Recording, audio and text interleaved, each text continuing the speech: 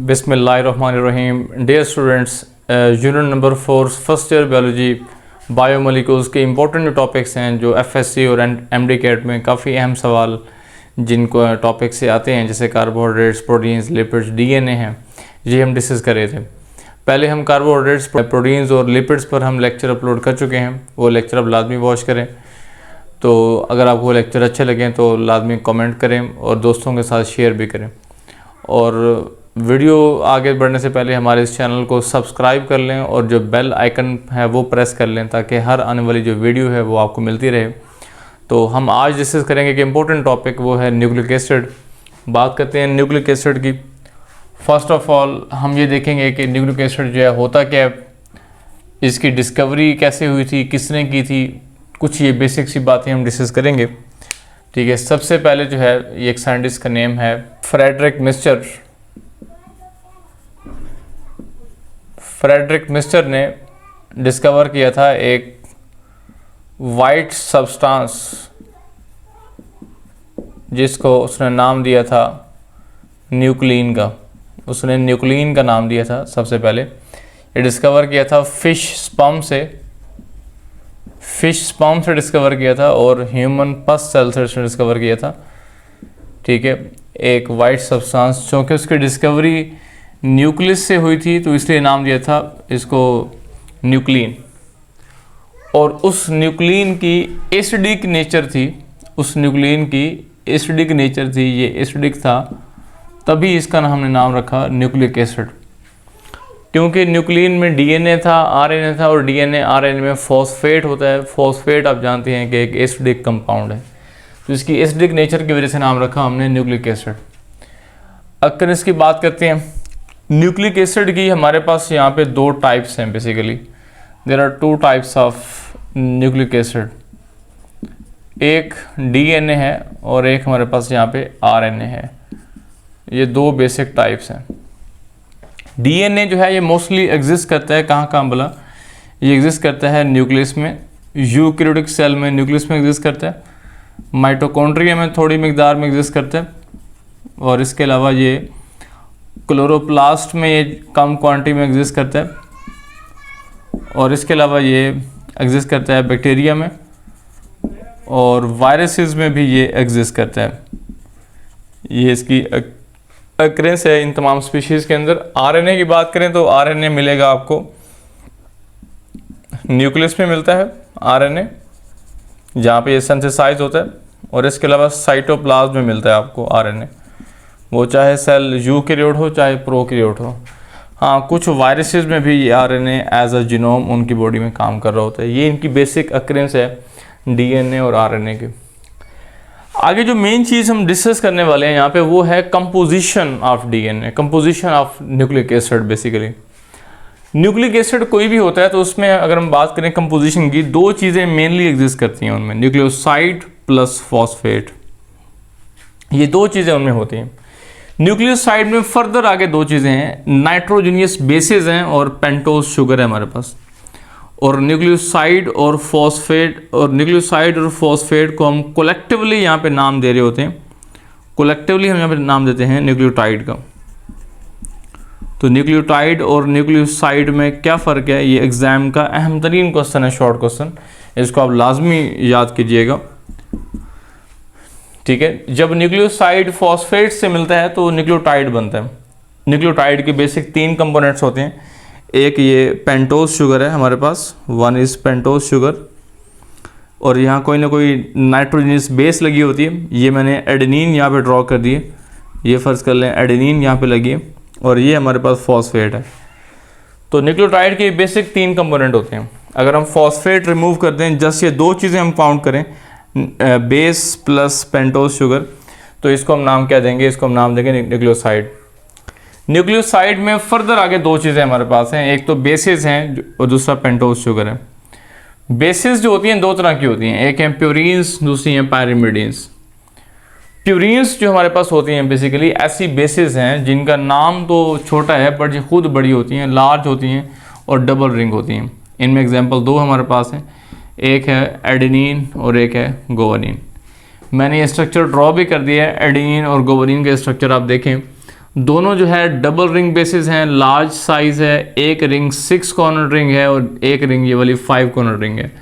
दोनों रिंग्स का basic structure सारा सेम है, बस फ़र्क इतना है कि इस रिंग में यहाँ पे अमाइनो लगा हुआ है इस एंड पे, जबकि यहाँ पे ऑक्सीजन है, इसका ये वाला अमाइनो यहाँ पे लगा। बाकी सारा सेम स्ट्रक्चर है, कोई फ़र्क नहीं है। ठीक है, अमाइनो दोनों में कॉमन है। एडेनिन में अमाइनो इस एंड पे है और वहाँ पे उस एंड पे है, जबकि इस एंड पे गुआनिन में यहाँ पे ऑक्सीजन लगा हुआ है। तो यही बेसिक फ़र्क है। कॉमन चीज़ें आप याद कर लें, जो डिफरेंस वाली हैं वो अलग से याद कर लें ताकि कन्फ्यूजन क्रिएट ना हो आपके लिए। दूसरा बेसिस हमारे पास यहाँ पे हैं पायरिमिडीन्स। इनका नाम तो बहुत बड़ा है बट खुद ये बहुत छोटी हैं, सिंगल रिंग बेसिस हैं।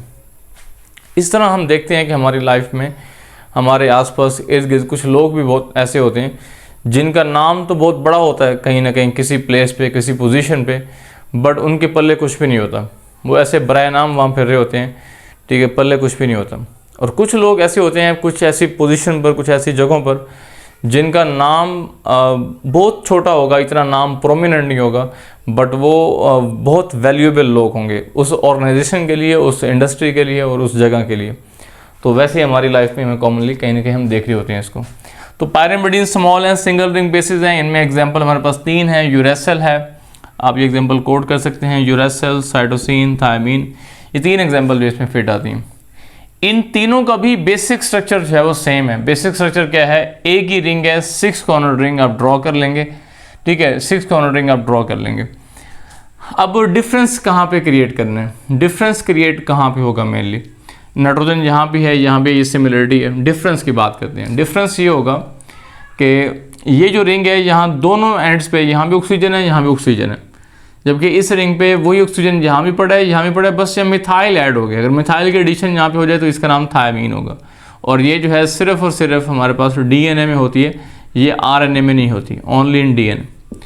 और अगर ये मिथाइल ना हो, सिर्फ दो ऑक्सीजन पड़े हों साइड ग्रुप्स में, तो उस केस में इसको हम नाम देंगे यूरेसिल। ये सिर्फ और सिर्फ जो है हमारे पास ये आरएनए में होती है, डीएनए में ये नहीं होती। ये बेसिक सा डिफरेंस है।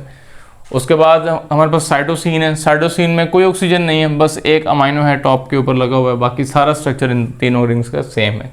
इनकी प्रैक्टिस करनी है 6 कॉर्नर बना के, यानी इस तरह आपने 6 कॉर्नर जो है क्रिएट कर लेने। यहाँ नाइट्रोजन ऐड करना है, यहाँ नाइट्रोजन ऐड करना है और इस तरह कोने बना लेने, ठीक है। डबल बॉन्ड्स की एडिशन करनी है, यहाँ डबल बॉन्ड, यहाँ डबल बॉन्ड। इस कोने पे अब आपने अगर अमाइनो लगा देंगे तो ये बन जाएगा साइटोसिन। अगर यहाँ पे यहाँ ऑक्सीजन लगाएंगे तो ये बन जाएगा यूरेसिल। अगर यहाँ मिथाइल लगा देंगे तो ये बन जाएगा थायमीन। तो इतना कोई मुश्किल नहीं है, अगर आप प्रैक्टिस करें तो इसको आप इजीली कर सकते हैं। तीसरा जो हमारे पास कंपोनेंट था न्यूक्लियोसाइड में, दूसरा कंपोनेंट हमारे पास वो है पेंटोज शुगर।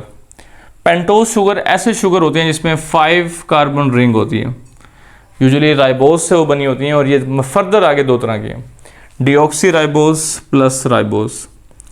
डीऑक्सी राइबोज ऐसे पेंटोज शुगर हैं जिनमें कार्बन नंबर 2 पे ऑक्सीजन नहीं होती, देयर इज़ नो ऑक्सीजन। जो कार्बन नंबर 2 पे OH होगा वहाँ पे ऑक्सीजन नहीं होती। और राइबोज जो है एक ऐसा हमारे पास शुगर है जहाँ पे कार्बन नंबर 2 पे ऑक्सीजन होती है। तो ऑक्सीजन के डिफरेंस की वजह से इसको हम नाम दे रहे हैं डीऑक्सी राइबोज, जो कि डीएनए का पार्ट है, और राइबोज जो कि आरएनए का पार्ट है। तो इस तरह ये हमारे जो डीएनए है या न्यूक्लिक एसिड में आरएनए या डीएनए है, उनके मेजर ये कंपोनेंट्स हैं न्यूक्लियोसाइड और न्यूक्लियोटाइड्स के मिलने से बनता है। अच्छा, जहाँ पे थोड़ा सा नोट कीजिएगा कि पेंटोज शुगर के साथ जहाँ पे एडेनिन लगा हुआ है और यहाँ पे एक बॉन्ड है जो आप देख रहे हैं, ये वाला बॉन्ड, इस बॉन्ड को हम कहते हैं N glycosidic linkage. This is called as N glycosidic linkage, ठीक है। ये एक ऐसा लिंकेज है जो कि शुगर को अटैच कर रहा है इस बेस के साथ, इसका नाम है एन ग्लाइकोसिडिक लिंकेज। इसके अलावा जो है यहाँ पे उसने कुछ स्ट्रक्चर हमारे सामने ड्रॉ किए हैं हमारे सिलेबस के अंदर। एक स्ट्रक्चर यहाँ पे NAD का है और सेकंड स्ट्रक्चर हमारे पास यहाँ पे ATP का है। ये स्ट्रक्चर एग्जाम में शॉर्ट में आ सकते हैं, ठीक है। अच्छा, आपके माइंड में ये क्वेश्चन आ रहा होगा कि सर डीएनए में तो फॉस्फोडाइस्टर बॉन्ड भी होता है, तो फॉस्फोडाइस्टर बॉन्ड्स बनाएंगे इंशाल्लाह हम नेक्स्ट वीडियो के अंदर। फॉस्फोडाइस्टर बॉन्ड्स को बना के डीएनए की चेन्स को बनवाएंगे और वाटसन क्रिक मॉडल सारा हम डिस्कस करेंगे। तो इस लेक्चर में मैंने बेसिक से एक इंट्रोडक्शन दिया आपको कि डीएनए में जो चीज़ें हैं, बेसिस हैं, वो कौन कौन सी हैं और किस तरह पढ़ी हैं। तो आप यहाँ पे NAD का स्ट्रक्चर समझ लें, उसकी जो अकरेंस वगैरह है, उसकी इंपॉर्टेंस हमारी लाइफ में वो क्या है ये आप समझ लें। इसको हम देखते हैं। NAD में हमारे पास दो चीज़ें हैं, एक है NAD का नाम है nicotine amide dinucleotide, nicotine amide dinucleotide, ठीक है, निकोटीन अमाइड डाइन्यूक्लियोटाइड। अब निकोटीन क्या होती है एक्चुअल में, व्हाट इज निकोटीन?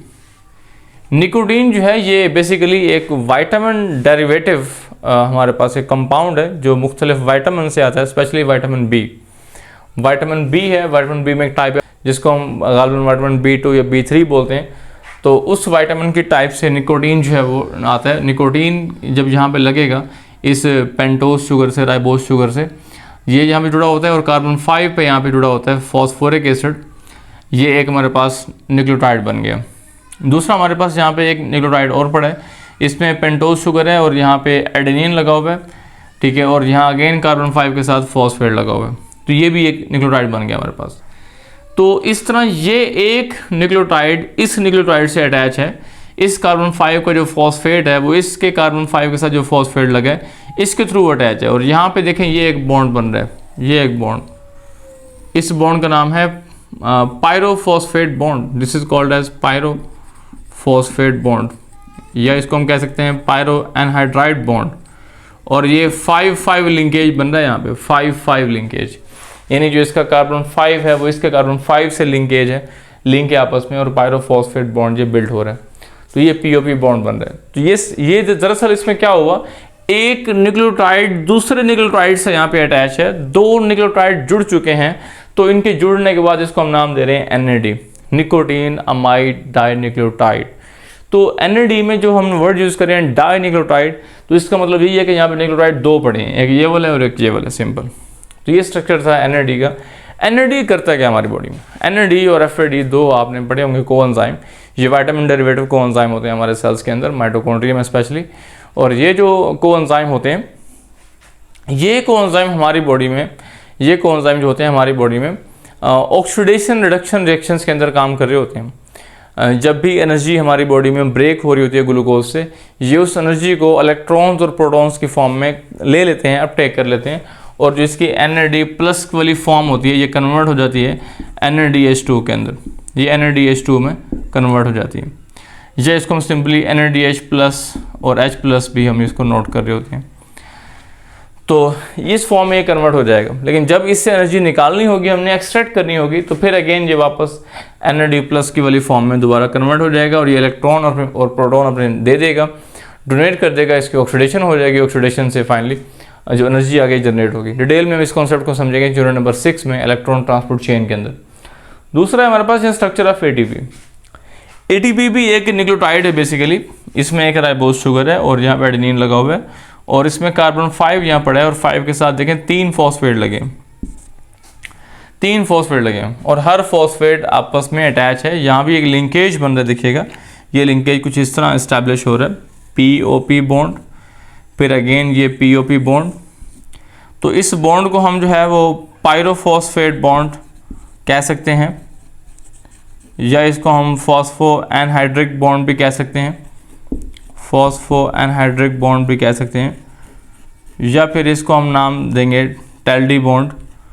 ये बेसिकली हाई एनर्जी बॉन्ड है, इसको हम टेल्डी बॉन्ड भी कहते हैं, ये हाई एनर्जी बॉन्ड है। इस बॉन्ड के ब्रेक होने से 7.3 किलो कैलोरी जो एनर्जी है वो हमें मिलती है, रिलीज होती है। तो ये इसके डिफरेंट नेम्स हैं। ये जो हमने नाम रखा एडिनोसिन ट्राईफॉस्फेट, तो फिर ट्राईफॉस्फेट का मतलब है कि 3 फॉस्फेट जहाँ पे लगे हुए हैं, 3 फॉस्फेट जुड़ने की वजह से इसको हम नाम दे रहे हैं ट्राईफॉस्फेट। अगर 2 फॉस्फेट होंगे तो डाईफॉस्फेट। जब भी ATP हमारी बॉडी में यूजेज फॉर्म में होती है, जो यूजेबल होती है, यूज़ हो चुकी होती है, उसको हम ADP कहते हैं, वो डाईफॉस्फेट होती है। और जब 3 फॉस्फेट होंगे तो वो उसको हम ट्राईफॉस्फेट कहेंगे, वो ATP होगी। तो ये बेसिक्स हमने DNA का स्ट्रक्चर समझा, कंपोजिशन पढ़ी हमने। अगले लेक्चर में इंशाल्लाह हम पढ़ेंगे वाटसन क्रिक मॉडल, और इसके अलावा हम डिस्कस करेंगे कि फॉस्फोडाइस्टर बॉन्ड कैसे बनता है, और DNA की दोनों जो चेन्स होती हैं वो चेन्स या स्ट्रैंड्स किस तरह बने होते हैं। ये सारा जो इंशाल्लाह हम नेक्स्ट पढ़ेंगे। फॉलो करते रहिए इस तरह के लेक्चर्स के लिए। कोई क्वेश्चन, कोई क्वेरी आपके माइंड में हो तो आप लाजमी पूछिएगा। किसी टॉपिक के ऊपर आप लेक्चर चाह रहे हैं कि सर इस टॉपिक के ऊपर लेक्चर होना चाहिए, तो आप लाजमी कमेंट सेक्शन में बताएं। अपनी तैयारी को भरपूर अंदाज में करते रहें। अगर आपको ये वीडियो अच्छी लगे तो हमारे इस चैनल को लाइक, सब्सक्राइब, शेयर लाजमी करें दोस्तों के साथ। मिलते हैं नेक्स्ट वीडियो में, तब तक के लिए अल्लाह हाफिज़।